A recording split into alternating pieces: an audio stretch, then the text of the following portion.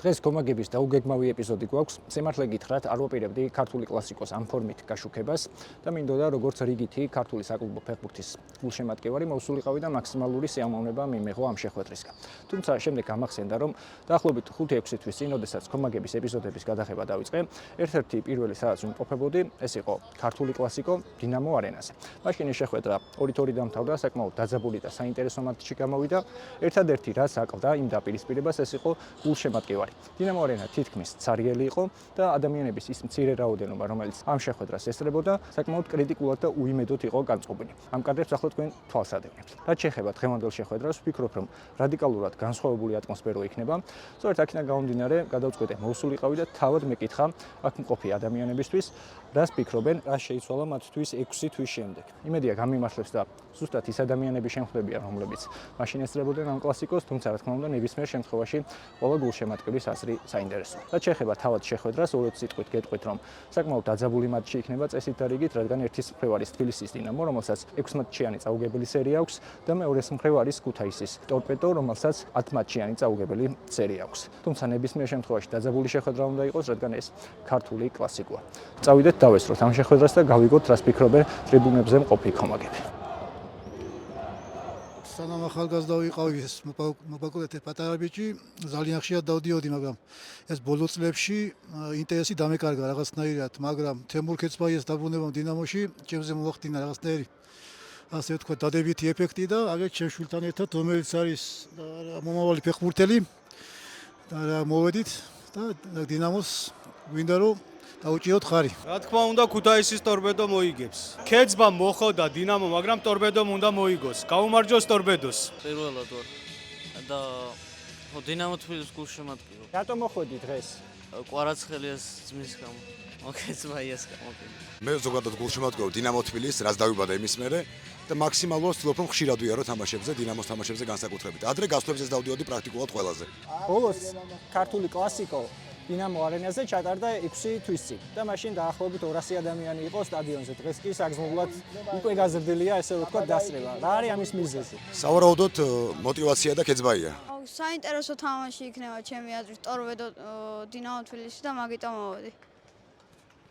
თან ახალი მწვრთნელი ყავს და უბრალოდ ჩემი გუნდია და მოვდივარ რა. დავდიოდი და ვეძებდი აი 6 თვის წინ ბოლო კლასიკოზე, ვინც ჩავწერე იმ ადამიანებს და ჩვენ გიპოვე და აი რას ფიქრობ, რა შეიცვალა ამ 6 თვის განმავლობაში, იმიტომ რომ ხალხი არაფერი გარდა იმისა, რომ დინამოში მოვიდა ქეცბაია.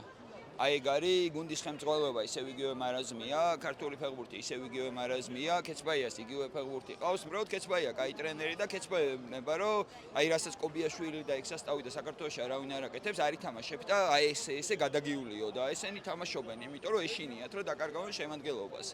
თორე რა შეიცვალა, ხელმძღვანელობა იგივეა. ისმის, თუმცა იმასთან სამომბე, რომ ამ ხელმძღვანელობამ მოიყვანა ქეცბაია. ხელმძღვანელობა მოიყვანა და ეგ რაღაც ანომალიური ფენომენია, როგორ მოახერხეს და თან ხმება. ერთი ვარიანტია, რომ ქეცბას კარიერა კარგად არ მიდის და უნდა რომ გამოვასწოროს და ეს ხელმძღვანელობა შეიძლება გულს დაპირდეს, მაგრამ აუცილებლად გადააგდებს, იმიტომ რომ ბევრი ეგეთ ვინახავს.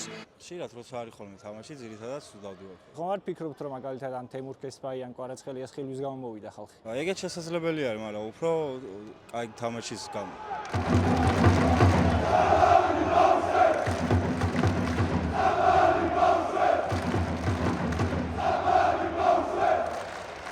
ეროვნული ლიგის თამაშებზე ავყოფილ ვარ დაახლოებით 15-17 წელია. ბოლოს დინამოზე რო ვიყავი, პატარა ვიტალი, ანჩაბაძე, ზოიძე, გვარამაძე, კარლო ივოშუშაკის დროს ბოლოს მაგ დროს ვიყავი და ახლა ქეცბაიას ფაქტორმა, კვარა ჯუნიორის ფაქტორმა, მე მგონი დააბრუნა ხალხი სტადიონზე, იმიტომ რომ შემოსასვლელში სიმხელა რიგები იყო. სამწუხაროდ ქართული ფეხბურთი მოკლებულია გულშემატკივრების დეფიციტს განიცდის და იმედია კვლავ დაბრუნდება ხალხი სტადიონზე და შემოვტრიალდება, ანუ საქართველოს და თბილისის განსაკუთრებით, რეგიონებსაც რა თქმა უნდა, ფეხბურთი ძალიან უყვართ, საქართველოს ფეხბურთის მოყვარული ქვეყანაა და ესეც სანახაობრივ მატჩს ველოდებით, ნახოთ აბა რა იქნება.